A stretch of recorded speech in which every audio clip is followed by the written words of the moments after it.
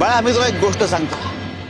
एक माणूस होता, त्याचे 3 मित्र होते आणि त्या माणसाच्या मृत्यूच्या अखेरच्या समयी ते 3ही मित्र त्याला भेटायला आले. माणसाने तिघांना प्रश्न विचारला की बाबांनो, आयुष्यभर तुम्ही माझी सोबत केली, आता मृत्यूनंतरही माझी सोबत कराल का?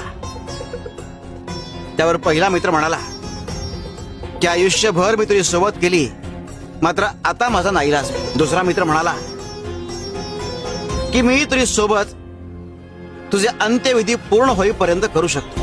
तिसरा मित्र म्हणाला की मी आयुष्यभर तुझी सोबत केली आणि मृत्यूनंतरही मी तुझी सोबत करेन. हे 3 मित्र कोण होते ठाऊक आहे? धन, कुटुंब आणि कर्म. धन तोवर तुमची सोबत करतं जोवर तुम्ही जिवंत असता. कुटुंब तोवर तुमची सोबत करतं जोवर तुमचे अंत्यविधी पूर्ण होत नाही. मात्र कर्म हे मृत्यूनंतर कायम तुमच्या सोबत असतात. आणि इतकंच काय, तर तुमचा पुढचा जन्म हे तुमच्या कर्मांवर अवलंबून असतो. तेव्हा कायम चांगली कर्म करा आणि स्वप्न अशी पहा ज्यात स्वतःच्या आधी इतरांचा विचार सामावलेला असेल. शिव शंकर शंभा.